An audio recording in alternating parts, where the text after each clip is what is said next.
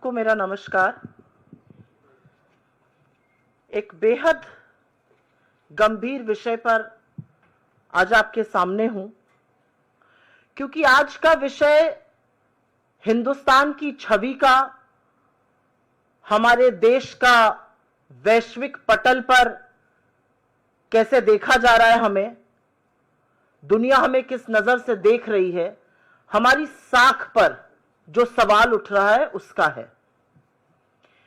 11 साल से नरेंद्र मोदी जी इस देश के प्रधानमंत्री हैं और इस देश के प्रधानमंत्री रहते हुए 11 साल में उन्होंने अधिकांश वक्त विदेशी दौरों पर, विदेशी देशों से संबंध बढ़ाने पर, अमेरिका जैसे देश जिनका अच्छा संबंध भारत से रहा है उनसे प्रगाढ़ता बनाने पर ही फोकस किया है।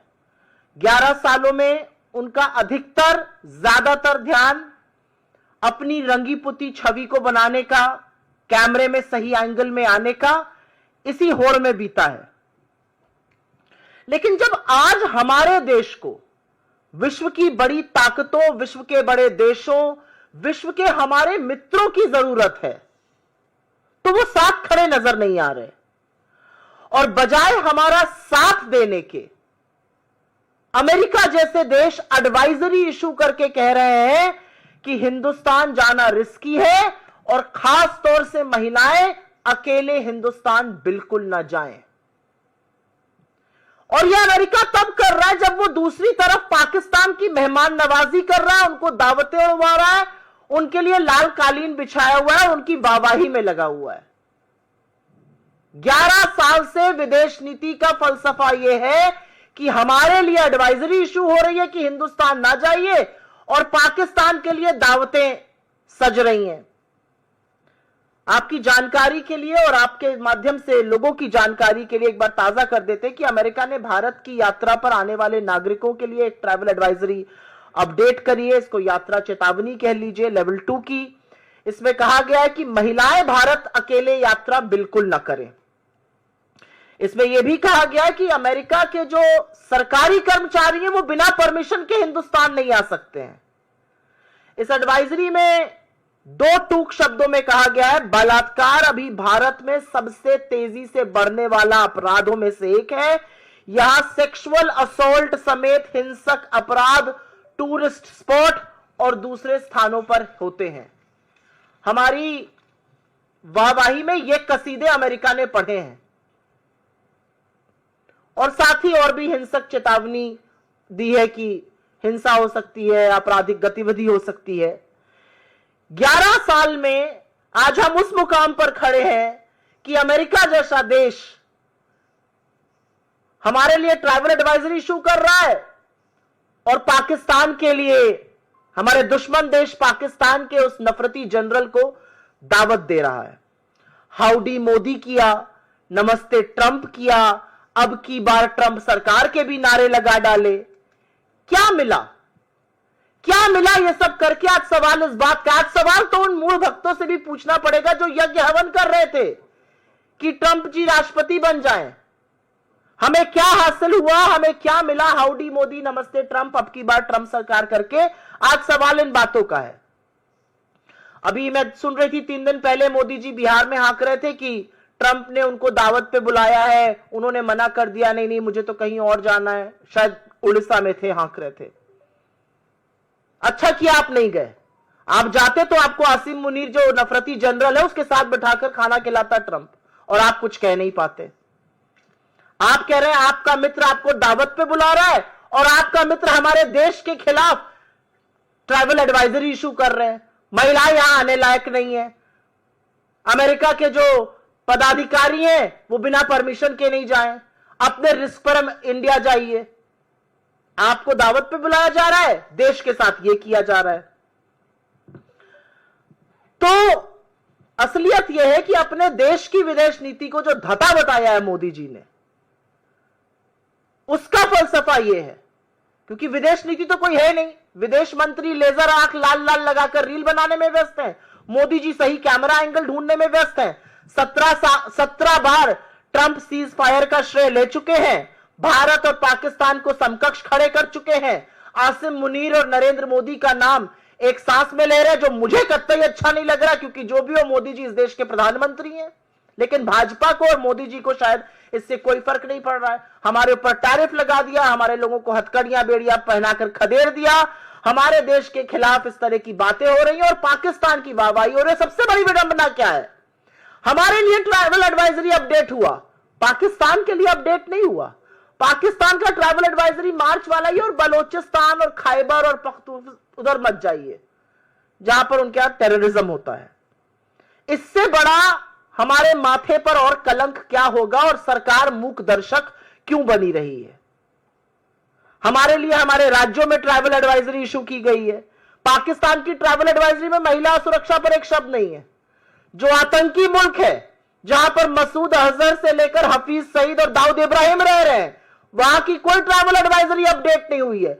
भारत जैसा देश, हम दुनिया की चौथी अर्थव्यवस्था है, हम एक बड़ा मार्केट है, हम गांधी का देश है, हमारे लिए ट्रैवल एडवाइजरी इशू हो रही है, पाकिस्तान को कोई ट्रैवल एडवाइजरी नहीं इशू की जा रही है। कितनी बड़ी विडंबना है, यह कितना बड़ा विरोधाभास है, इस पर नई दिल्ली को फर्क ही नहीं पड़ रहा है, सरकार सो रही है। और मुझे ऐसा लगता है कि भारत के इतिहास में इससे बड़ी धज्जियां, इससे ज्यादा कलई हमारी विदेश नीति की कभी नहीं खुली है। हम विश्वगुरु बनने का दंभ भरते हैं, लेकिन वैश्विक पटल पर अमेरिका एक भी मौका नहीं छोड़ रहा है हमारी फजीहत करने का। और एक बात बता दो इससे पहले कि अपनी डोमेस्टिक बातों पर चर्चा करें, क्योंकि वो भी जरूरी है। इस एडवाइजरी का बहुत फर्क पड़ता है। यह एडवाइजरी ऐसे ही नहीं कोई फर्रा इशू हो जाता है। इस एडवाइजरी का फर्क हमारे पर्यटन पर पड़ेगा, हमारे यहां आने वाले पर्यटकों पर पड़ेगा, हमारे यहां की जो टूरिज्म से इनकम आती है उस पर पड़ेगा, हमारे यहां आने वाले निवेश पर पड़ेगा, हमारी अर्थव्यवस्था पर पड़ेगा, हमारे लोगों की आय पर पड़ेगा। Just for your information, every foreign fund and every company looks at the risks of travel involved with an investment destination, और उसी तरह से इन्वेस्टमेंट होता है। और नेट एफडीआई का नेगेटिव होना इन्हीं सब चीजों का साक्ष्य है। और अब मैं बात करना चाहती हूं, जो कुछ अनकंफर्टेबल चीजें अमेरिका ने उठाई हैं। मैं इस मंच से, मेरे तमाम साथी इस मंच से, कांग्रेस के वरिष्ठ नेता इस मंच से, अन्य तमाम मंचों से महिला अपराध के बारे में बेखौफ होकर बार बार बोलते हैं और सरकार की जवाबदेही तय करते हैं। क्योंकि यह भी सच है कि अगर देश में हर घंटे 43 महिलाओं के खिलाफ अपराध होता है तो चुप रहना संभव नहीं है, उसको नहीं बर्दाश्त किया जाएगा। और लगातार ऐसा हो रहा है। राष्ट्र की राजधानी दिल्ली में एक महिला के साथ बार बार अपराध होता है, वही आदमी उसके साथ बलात्कार करता है जिसकी वो कंप्लेन करने गई थी, जिसकी दिल्ली पुलिस ने कंप्लेन नहीं लिखी जनवरी में, अब वो फिर उसका रेप करता है और उसकी फिर एफआईआर नहीं लिखी जाती है। ओडिशा में एक छात्रा बीच पर गई, वहां पर 10 दानवों ने उसका गैंगरेप कर दिया। असलियत यह है कि छत्तीसगढ़ में एक आदिवासी औरत का इतनी बुरी तरह से गैंगरेप हुआ और उसकी अतड़ियां तक बाहर मिली। मुजफ्फरपुर में दलित बच्ची का सिर्फ गैंगरेप ही नहीं हुआ, उसके बदन पर 20 बार चाकू से गोदे हुए निशान मिले, उसकी अंततोगत्वा 1 जून को मृत्यु हो गई। असम के कछार में, बालाघाट में, मध्य प्रदेश के, मैं पढ़ती ही जा सकती हूं। उत्तर प्रदेश में नाबालिग बच्ची का चलती कार में रेप होता है, उसके साथी को बाहर फेंक दिया जाता है जिसकी मृत्यु हो जाती है। तो ऐसा नहीं है कि सब चंगा है।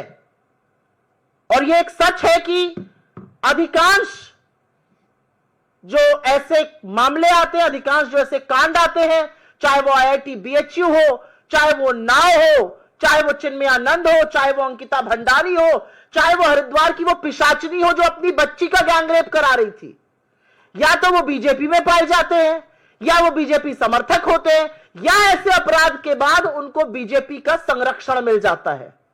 असलियत इस बात की है। और इसलिए कुछ सवाल जरूर उठते हैं, और ये सवाल उठने वाजिब भी हैं।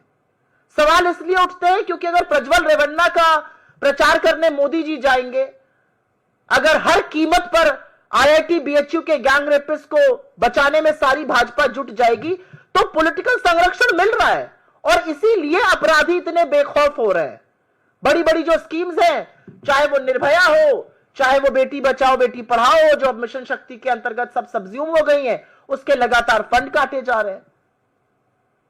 लेकिन इन सब बातों के बावजूद आज सच ये है कि आप डोमेस्टिक फ्रंट पर आप आधी आबादी को देश में न्याय नहीं दे पा रहे हैं, आधी आबादी को देश में सुरक्षित नहीं कर पा रहे हैं। आधी आबादी के खिलाफ जब अपराध होता है तो आपके मुंह से चू नहीं निकलती। आपका संरक्षण अपराधी को मिलता है, बार बार मिलता है। और विदेश में आपकी विदेश नीति इतनी विफल है कि जिनको आप गले लगाए, जिनके आप गले पड़ गए, आपने नमस्ते ट्रंप से हाउडी मोदी तक करा डाला, उनके नारे तक लगा डाले, उनका प्रचार प्रसार तक कराए, वो आपके खिलाफ ट्रैवल एडवाइजरी इशू कर रहे हैं। और भारत सरकार की ओर से एक शब्द नहीं, कोई आपत्ति नहीं। पाकिस्तान के खिलाफ ट्रैवल एडवाइजरी नहीं इशू होगी, हमारे खिलाफ होगी। पाकिस्तान के उस जनरल को बिठाकर दावत उड़वाई जाएगी, हमें पाठ पढ़ाया जाएगा और हम बिल्कुल चुप हैं। मतलब कहने को तो उनकी रगों में गरम खून और गरम सिंदूर खौलता है। ट्रंप का नाम सुनकर भीगी बिल्ली क्यों बन जाते हैं, कुछ बोलते क्यों नहीं है, मूक दर्शक क्यों बन जाते हैं। इस ट्राइबल एडवाइजरी का हमारी वैश्विक साख पर, वैश्विक पटल पर हमारी विदेश नीति की विफलता पूरी तरह से साफ है। और इसीलिए हमारी इस मंच से मांग है कि गवर्नमेंट ऑफ इंडिया इस मुद्दे को अमेरिका के प्रशासन से, अमेरिका की सरकार के साथ ले, और जो लगातार हमारे साथ हो रहा है, चाहे वो टैरिफ की धमकी हो, चाहे वो हमारे लोगों को खदेड़ना हो जबरन भेड़ बकरी की तरह अमेरिकन मिलिट्री जहाजों में ठूस कर, चाहे वो बार बार श्रेय लेना हो, 17 बार श्रेय ले डाला, एक शब्द नहीं हमारी ओर से। और अब यह ट्रैवल एडवाइजरी, इस पर जरूर भारत सरकार अपनी आवाज बुलंदी से उठाए। I will very briefly make a statement in English on something which deserves and needs your urgent attention, because this pertains to India's image, to India's standing at the global stage. The reality is that America has issued a travel advisory of level 2 and has advised its women, especially, not to travel alone to India, citing various cases of rape. It also, of course, goes on to say that various kinds of crimes and incidents of violence and terror attacks can happen, and very categorically says that American officials will need permission from the government before they travel to India. What is most ironical amidst this all is that this kind of an advisory is being issued for India, which will have far-reaching impact, and I'll just talk about that in a bit.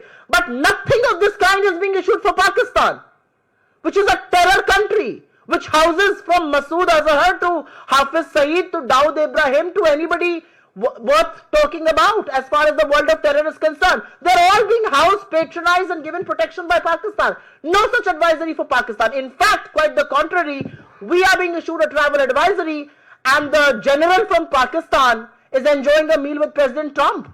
And President Trump goes on to hyphenate India and Pakistan. I mean, look at where we are in the world and look at where Pakistan is.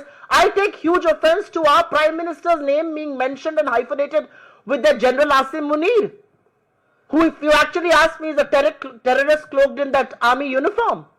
But that's what is happening, and that's what is most ironical. The reality is that in the last 11 years, Mr. Modi has spent disproportionate amount of time pursuing foreign powers, from hugging and forcible hugs to howdy Modi, namaste Trump, ab ki baar Trump sarkar, to going to the US uninvited. He's done everything possible. And look at what America is doing to us. At a time when we need big, large nations of the world to stand with us, America is issuing travel advisories against us. And citing incidents which pertain to the rest of the world. But this really maligns us. And what is the government doing about it? Absolutely nothing. Pin drop silence like always. The reality is that Mr. Trump has taken credit for the ceasefire 17 times. He imposed tariffs on us. He called us an abuser and a fraud. He has put our people in handcuffs and sent them back to India. He's consistently insulting us, and our government chooses to keep quiet. And which is why the question arises, what is our foreign policy worth it? What is the cornerstone of a foreign policy? The cornerstone of a foreign policy is to keep India's interests above all. But Mr. Modi's foreign policy is to get the right camera angle so that he's shot from the good camera angle wherever he is in the world. Our foreign minister is too busy making reels with laser red eyes. So who do you expect to pursue foreign policy from? The reality also is, and I have no qualms in admitting and saying this, that on one hand travel advisory is being issued against us, but nothing on Pakistan, and we are completely mute spectators. We don't say a word. There are certain aspects which the travel advisory has raised, which are obviously troublesome. These are troubles of our own, and we should find solutions to it. We should ensure our women are safe. If 43 women in India meet crime every hour, there will be questions raised. The reality is that here in the national capital, which should be the safest region for women all over the country, unfortunately it is not. It is one of the most unsafe. A woman gets raped by the same man multiple times, and each time she tries to lodge an FIR, the Delhi police refuses to do so. A 19-year-old girl in Odisha on a beach is gang raped by 10 people. A tribal woman in Chhattisgarh is not just raped, her intestines are pulled out. A minor is raped in a moving car in Uttar Pradesh, and her companion is killed and thrown out of the car. A minor girl is not just raped, but she's stabbed 20 times on her body, and she eventually succumbs to her wounds on the 1st of June. I can go on and on, the list is endless. But the reality is that this shows the dichotomy that on a domestic front, we are not being able to save women, we are not being able to deliver justice, and on the foreign front, Mr. Modi's foreign policy has completely fallen flat at a time when you need allies to stand with us. Allies are issuing travel advisory against us. And let me tell you, a travel advisory is very damning. It impacts the number of tourists who will come to India. It impacts the funds that will come, the source of income that tourism generates. It impacts the level of investments that will come to this country. It impacts the basic income of people who are associated with those sectors and otherwise. So these are very damning advisory. And yet the Modi government is absolutely quiet. Each time Mr. Trump has taken credit for the ceasefire 17 times, 3 times on Twitter, 14 times on camera. Absolute pin drop silence from the Modi government. So we demand from this very platform that Indian government should register its protest. Indian government should at the highest level take stern view of this advisory issued. This is not in good faith. This is not good for the country, and this shows double speak of the United States. On one hand, you're issuing advisories against India, but zilch on Pakistan. Pakistan, which is a terror state, is going absolutely scot-free. We are being hyphenated. Our Prime Minister is being spoken about in the same breath. I don't think any of this can be taken lying down. आपके सवालों का स्वागत है. सवाल अगर इसी पर रहे तो मैं बहुत अनुग्रहित रहूंगा. After visiting United States, your working committee member Shashi Tharoor praising Modi and his foreign policy. He read an article in Hindu, and that article was shared in social media yesterday by Prime Minister Office. So what is AICC position on this? I am Supriya Srinath, and I am the national spokesperson of the Congress party, and I am addressing you here. And I have to say about our foreign policy what I have said. I have cited a reason to say what I have said. I have cited a very damning travel advisory, and I think that suffices your question. Foreign policy को लेकर ये सवाल उनकी अपनी राय हो सकती है, वो कांग्रेस पार्टी की राय नहीं है. कांग्रेस पार्टी की राय इसलिए नहीं है क्योंकि कांग्रेस पार्टी आपको साक्ष्यों और सबूतों के साथ पूछ रही है. ट्राइबल एडवाइजरी ये कि महिलाएं अकेले नहीं जा सकती हैं. ट्राइबल एडवाइजरी ये कि हिंदुस्तान में रेप बेधड़क हो रहा है, आप बिल्कुल मत जाइए. ट्राइबल एडवाइजरी ये अपने रिस्क पर जाइए. ट्राइबल एडवाइजरी ये कि हिंदुस्तान में कहीं पर भी शॉपिंग मॉल पे या कहीं पर भी पर्यटकों की जगहों पर हिंसा हो सकती है, आतंकी हमले हो सकते हैं. ये ट्राइबल एडवाइजरी हिंदुस्तान के लिए आ रही है. ये ट्राइबल एडवाइजरी पाकिस्तान के लिए नहीं आ रही. ये बाकी आतंकी मुल्कों के लिए नहीं आ रही. ये हमारे लिए कैसे आ सकती है? और ये सच है कि हिंदुस्तान एक बड़ा मार्केट है. हिंदुस्तान अमेरिका का एलाय है. हिंदुस्तान की इकोनॉमी है बड़ी, और ये सबके प्रयास से बनी है. मोदी जी ने उस इकोनॉमी को कम बढ़ाया, ये भी मैं आपको बता दूं. इससे पहले कि एक बाइट काट के बताएं मान लिया कांग्रेस ने, बिल्कुल नहीं माना कांग्रेस ने। हम कहां होते अगर मोदी जी बीच में इकोनॉमी का बंटाधार ना करते। लेकिन यह सच है कि आज हम एक बड़ी इकोनॉमी है और उसके बावजूद अमेरिका हमारे साथ इस तरह का बर्ताव कर रहा है। तो कांग्रेस पार्टी का जो ऑफिशियल स्टैंड है, कांग्रेस पार्टी जो इस बात पे मुद्दे पर कहना चाहती है, जो विदेश नीति की विफलता पर बात करना चाहती है, वो आपके सामने है। मैम, आपने ही दो बात रखी। पहले आपने कहा कि वो अमेरिका खुद कह रहा है महिलाओं के लिए सेफ नहीं है भारत। दूसरी तरफ आप खुद ही आंकड़े बता रही हैं कि किस तरीके से देश की राजधानी भी महिलाओं के लिए सुरक्षित नहीं है, ये कैपिटल का हाल है। तो कहीं ना कहीं फिर ये तो अमेरिका की बात जो है वो कहीं ना कहीं ठीक दिखाई देती है, और आप इस बात को कह रही हैं तो नहीं। डोमेस्टिक फ्रंट पर हमारे यहां क्या हो रहा है, यह हमारा मामला है। डोमेस्टिक फ्रंट पर अगर हम महिला अपराध को रोक नहीं पा रहे हैं, यह हमारी विफलता है। और इस पर सवाल उठाना मुझे लगता है विपक्ष का ही नहीं, आपका, हर व्यक्ति का इस देश में काम है। लेकिन अमेरिका उस पर ट्रैवल एडवाइजरी इशू करे और उस पर यह कहे कि बिल्कुल जाना अनसेफ है, और बिल्कुल यह कहे कि वहां पर अकेली महिला को जाना नहीं चाहिए, और उस ट्रैवल एडवाइजरी के बहुत सारे खामियाजे हैं। उस ट्रैवल एडवाइजरी का खामियाजा निवेश है, पर्यटकों का कम आना है, आय है, हमारे के पर्यटन क्षेत्र का बिल्कुल ठप हो जाना है, उसके बहुत सारे खामियाजे। और दिक्कत इस बात की है कि आप भारत के साथ यह सलूक कर रहे हैं और आतंकी मुल्क पाकिस्तान को अपनी गोदी में बिठाकर मुर्ग मुसल्लम खिला रहे हैं, और हमारी सरकार चुप है। मुझे नहीं लगता इसमें कोई विरोधाभास है। मुझे लगता है डोमेस्टिक फ्रंट पर हमें अपनी महिलाओं को सुरक्षित करना है, और फॉरेन फ्रंट पर हमारी साख पर अगर कोई भी देश अनवर और अनर्गल सवाल उठाता है तो उसका जवाब देना है। सुप्रिया जी, एक एक्स पर आपने पोस्ट जारी किया है 18 घंटे पहले, जिसमें एक न्यूज़पेपर का हवाला आप दे रही हैं, और उसमें आप कह रही हैं कि पहलगाम आतंकी हमले में जो स्केच जारी किया गया है सरकार की तरफ से, वो असल में उन आतंकियों से मेल ही नहीं खाता है, ये आनन फानन में सरकार ने किया है। अब बीजेपी कांग्रेस से सवाल कर रही कि क्या ये कांग्रेस का सबूत गैंग है जो लगातार इस तरह के हमलों के वक्त सवाल उठाता है? आप मीडिया से आती हैं, आप भी अखबार पढ़ती होंगी सवेरे। उस अखबार के बेसिस पर आपके, क्योंकि मैं चैनल में और आप ही के ग्रुप में काम कर चुकी हूं, उसके बेसिस पर आपको बाइट से इकट्ठा करने को कहा जाता है, उसके बेसिस पर टीवी डिबेट्स होते हैं, उसके बेसिस पर न्यूज स्टोरीज होती हैं।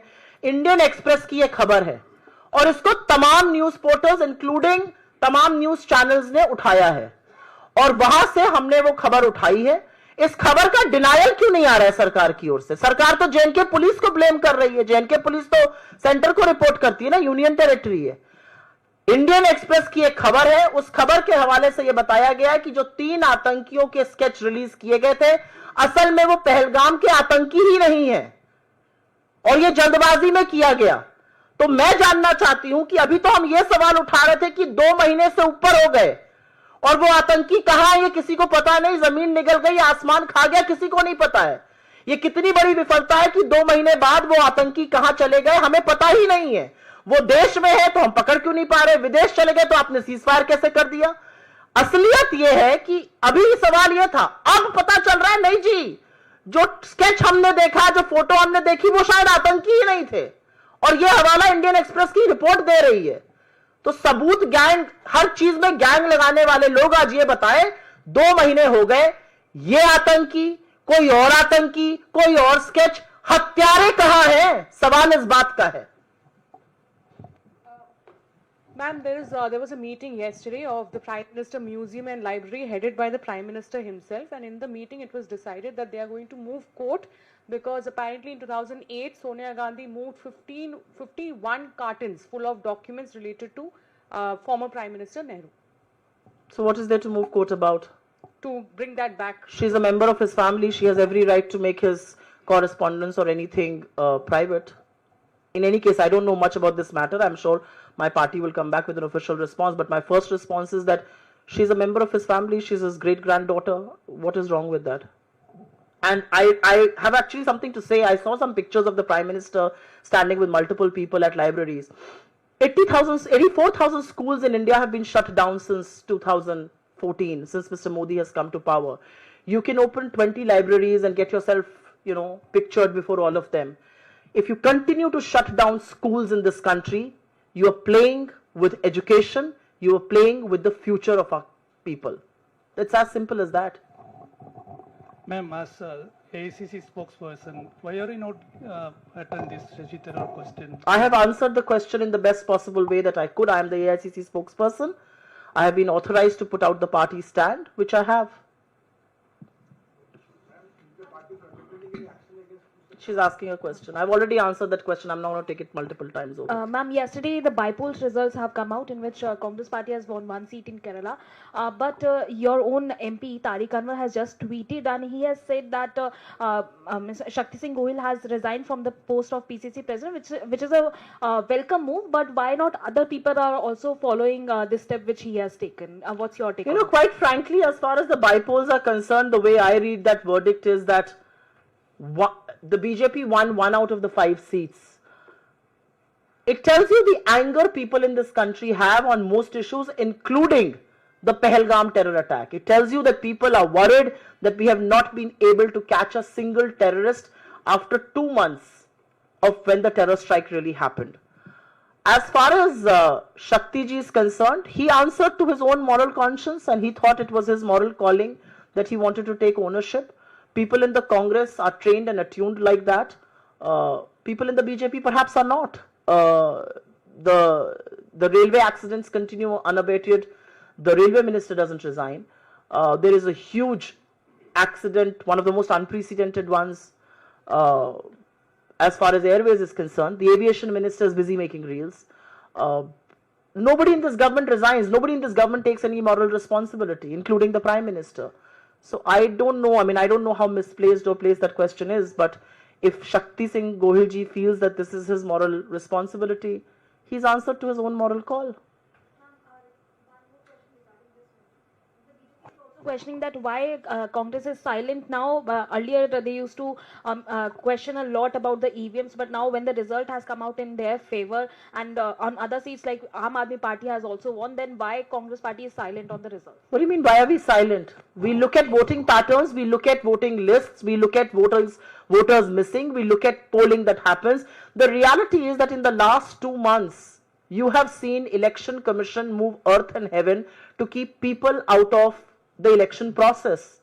You just had an election commission order that has gone to various states, which essentially says that they don't need to keep proof of video and photographs beyond 45 days if it is not challenged. They moved earth and heaven and in 24 hours made a law which ensured that people of this country have no access to electoral documents or electoral videography. Why is the Election Commission moving earth and heaven to keep people of this country out of the election process? Why can't you give digital, readable voting lists to opposition that's demanding it? It's quite as simple as that. बहुत बहुत धन्यवाद आपका, शुक्रिया.